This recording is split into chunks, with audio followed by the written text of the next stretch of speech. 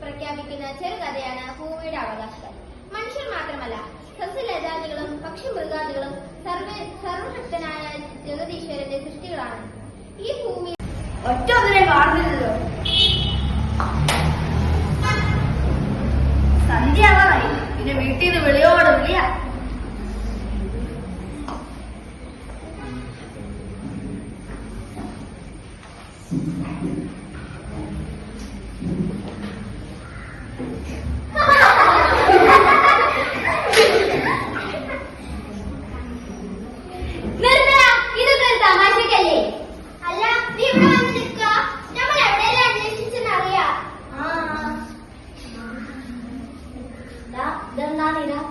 കുറച്ച് നാനൂറാ. എന്റെ വീട്ടിൽ കാണുമല്ലോ, പോയി കുറച്ച് എടുത്തിട്ടോ. അയ്യ, നാനൂരോ? എനിക്ക് ഇറക്കാം, നീ പോയി എടുത്തോ. ഓ, അറുപ്പ് മീനെ പിടിച്ച് തിന്നുമ്പില്ലല്ലോ. അറുപ്പ് പൊളിച്ചു പൊളിച്ച് അടിക്കൂലോ. ഇവിടെ നിന്ന് നമുക്ക് മീനൊന്നും കിട്ടില്ല, നമുക്ക് പോയാ പോവാം. വേണ്ട വേണ്ട, ഇന്നാളെ പോയപ്പോൾ എന്റെ അമ്മ എന്നെ തല്ലി പാളീസാണ്. അതിനൊക്കെ വഴി പൊട്ടത്തി. ആ മരത്തിന്റെ ചോട്ടത്തിൽ മീൻ പിടിക്കാം.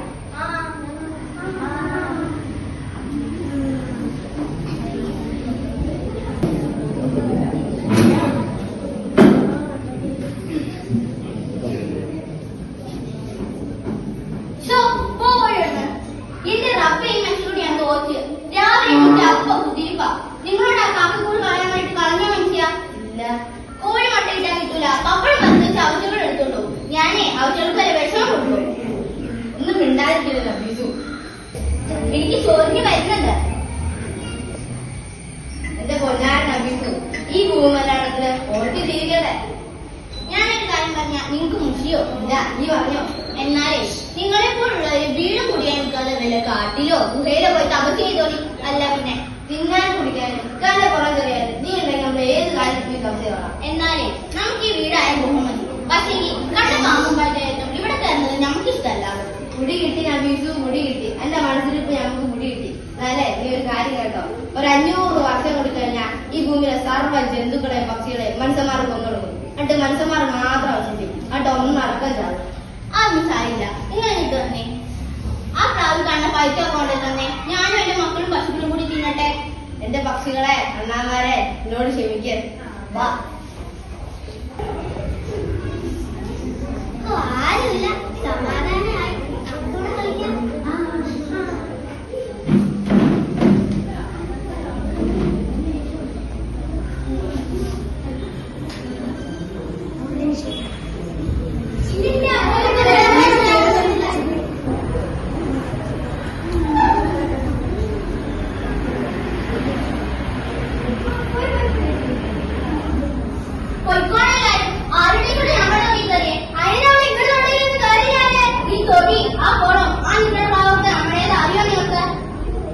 എന്റെ വാപ്പാന പുല്ലും മണ്ണോട് മേടിച്ചില്ല.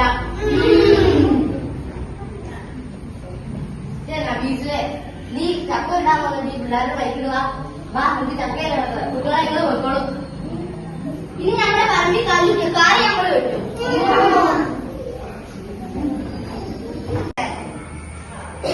നീ അച്ഛനെ ഓടിച്ചാൽ പോകൂല. ഇപ്പൊ തിരിഞ്ഞ ഈ ഭൂമിയും വായുവും ആകാശവും ജലവും ഒക്കെ അനക്ക് നേരം വേണ്ടി മാത്രമല്ല, എല്ലാവർക്കും വേണ്ടിയുള്ളതാ.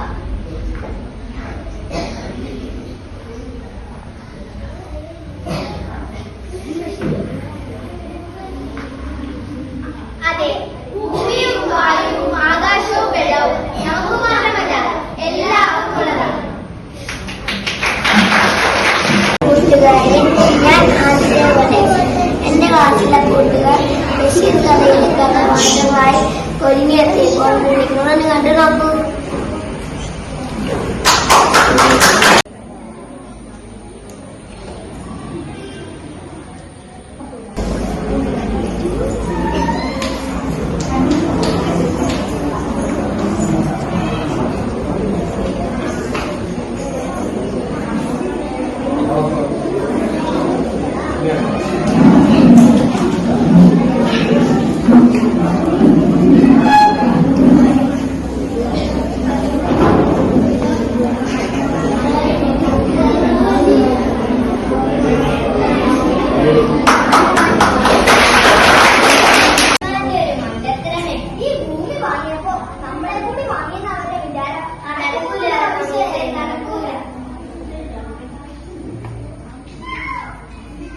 എന്തൊക്കെയുണ്ട് വിശേഷം പൂച്ചേ?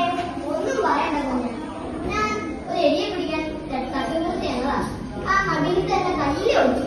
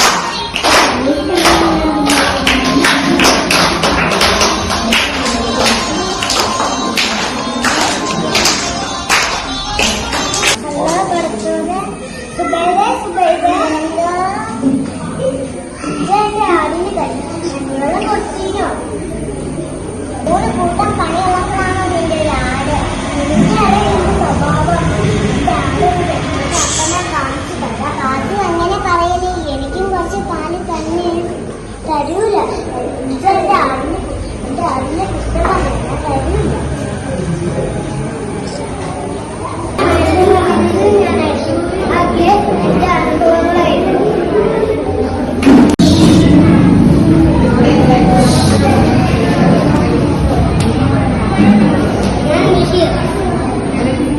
ഞാൻ ബേപ്പൂർ സുൽത്താൻ എന്നും അറിയപ്പെടുന്നു. എന്റെ പല കഥകളിൽ ഞാൻ തന്നെയാണ് മുഖ്യ കഥാപാത്രം. എന്റെ കഥകൾ വായിച്ച് കൂടുതൽ നേരം രചിച്ചിട്ടുള്ളതും വിഷമിച്ചിട്ടുള്ളതും ഞാൻ തന്നെയാണ്.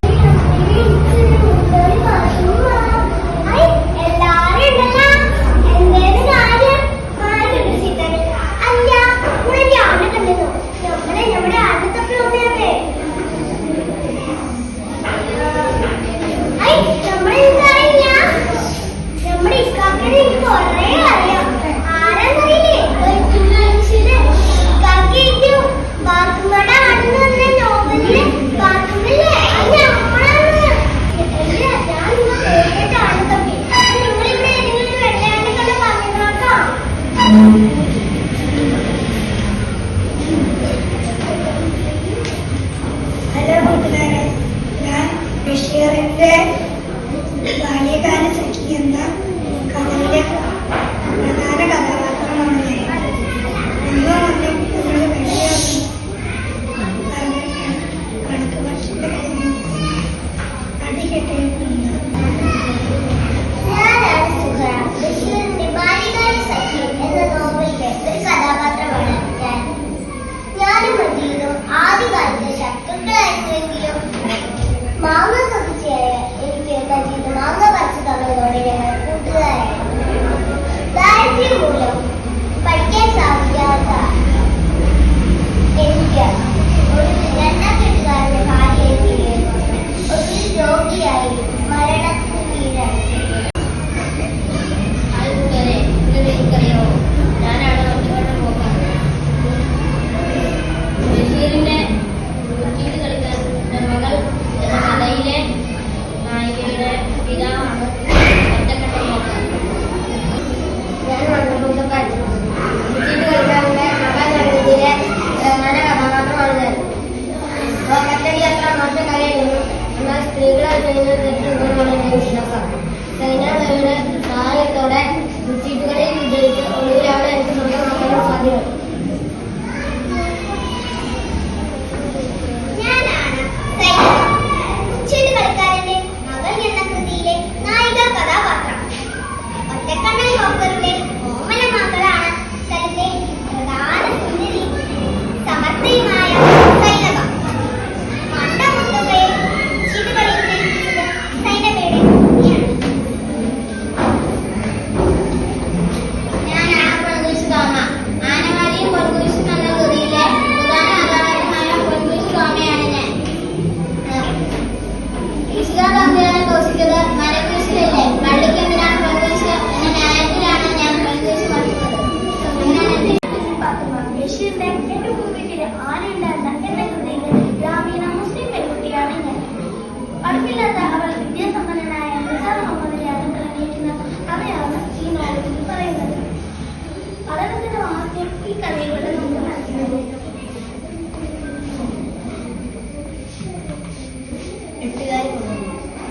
എന്ത് പറഞ്ഞാലും അതിൻ്റെ നമ്മളാണ് എന്നവകാശപ്പെടുന്ന എട്ടുകാരും